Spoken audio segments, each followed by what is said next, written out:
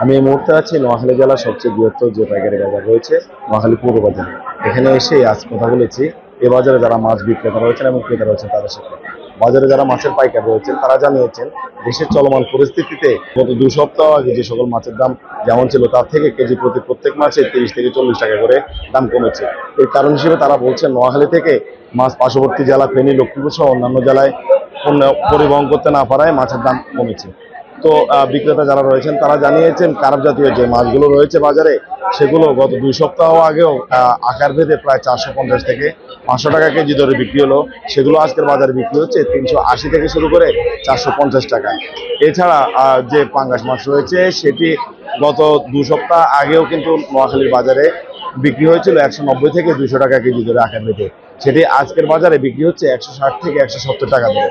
আর tilapia মাছ যেটি গত 2 সপ্তাহ আগেও বিক্রি হয়েছিল প্রায় 210 থেকে 230 টাকা দরে, সেটি আজকের বাজারে কেজি প্রতি বিক্রি হচ্ছে 160 থেকে 170 টাকা দরে। এছাড়া নদী ও সমুদ্রে যে সকল মাছগুলো রয়েছে সেগুলোর দামও কিন্তু তুলনামূলকভাবে অনেকটাই কমেছে।